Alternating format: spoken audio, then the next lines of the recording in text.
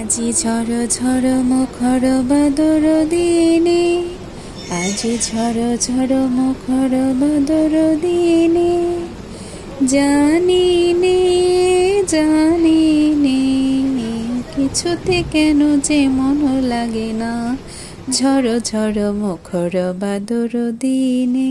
Hello viewers, Poppy's ওয়ার্ল্ডে আপনাদের সবাইকে স্বাগতম জানাচ্ছি। আশা করছি সবাই ভালো আছেন। আজকে খুবই মজাদার একটি আইটেম তৈরি করব। আজকে রেসিপি হচ্ছে শুটকি দিয়ে।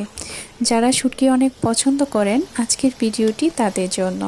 শুটকির রেসিপিটি আজকে রান্না করব আমি মিষ্টি কুমড়া এবং দেশি ছোট আলু দিয়ে।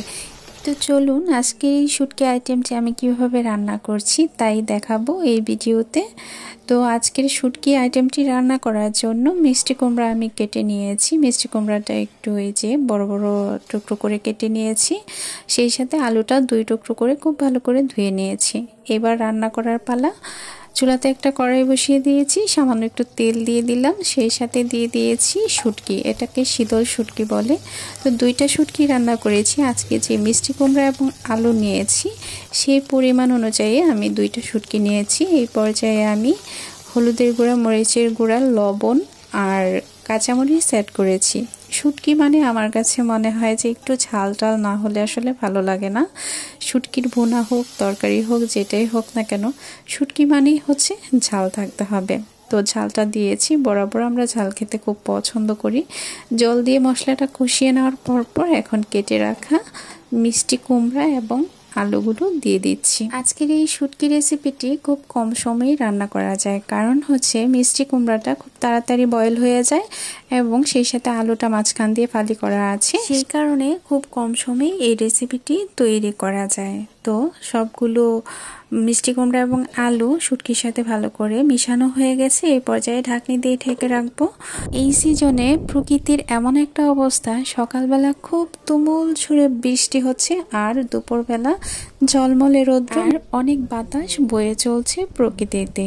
তো এই যে খুব সুন্দর বাতাসের সাথে গাছের পাতাগুলো কি সুন্দর দোল খাচ্ছে। আর এই পাশে আমার শুটকির যে রেসিপিটা আমি বসিয়েছি, ঢাকনিটা তুলে নেওয়ার পরই আমি সবগুলো একসাথে আবার নেড়ে চেড়ে নেব। এতে করে যে ঝাল, লবণ এবং শুটকি রয়েছে এটার গন্ধ, লবণের স্বাদ, ঝালটা মিষ্টি কুমড়া এবং আলুর সাথে খুব ভালোভাবে মিশে যাবে। তো মিশানো আমার হয়ে গেছে। আবারও 2-3 মিনিটের জন্য একটু ঢাকনি দিয়ে ঢেকে রাখছি।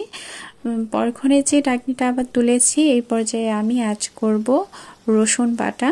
তো রসুন বাটাটা আমি অ্যাড করার জন্য আবারও একটু ভালো করে মিশিয়ে নিয়েছি। এই পর্যায়ে মিষ্টি কুমড়ার সিদ্ধটা একটু প্রায় হয়ে গেছে এবং আলুটাও খুব ভালো হয়েছে। এই পর্যায়ে আমি অ্যাড করে দিচ্ছি রসুন বাটা। রসুন বাটাটা অ্যাড করার পর আমার বেশি একটা সময় লাগবে না আজকের এই শুটকি রেসিপিটি তৈরি করতে। আজকের শুটকি রেসিপিটির খুব সুন্দর ফ্লেভার আমি পাচ্ছি, খুবই সুন্দর, খুবই ইয়ামি, জিভে জল আসার মতন আজকের এই শুটকির রেসিপিটির ফ্লেভারটা পাচ্ছি। তো ঢাকনি দিয়ে ঢেকে রেখেছি কিছুক্ষণের জন্য।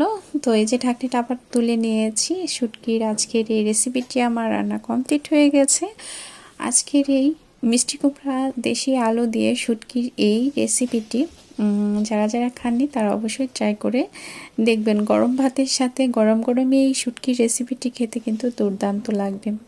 তো আপনাদের সবাইকে অসংখ্য ধন্যবাদ জানাচ্ছি পপিস ওয়ার্ল্ডের সাথে থাকার জন্য। সেই সাথে আবারও ধন্যবাদ জানাচ্ছি আজকের তৈরি শুটকির এই রেসিপিটির সাথে থাকার জন্য।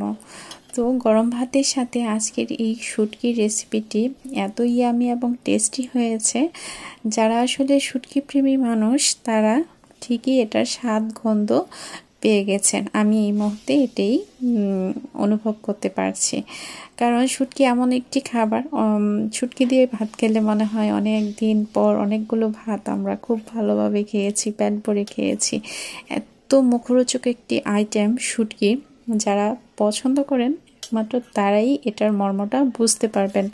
তো শুটকি আসলে অনেকভাবে রান্না করা যায়। আজকে আমি মিষ্টি কুমড়া দিয়ে শুটকি রান্না করেছি। এই আইটেমটি খেতে কিন্তু অনেক অনেক ভালো লাগে। মিষ্টি কুমড়া ও দেশি আলু দিয়ে শুটকির এই রেসিপিটি কেমন লেগেছে সেটা অবশ্যই কমেন্ট করে জানাবেন।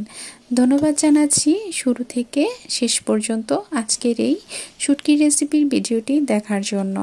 সবাই অনেক ভালো থাকুন, সুস্থ থাকুন। ধন্যবাদ।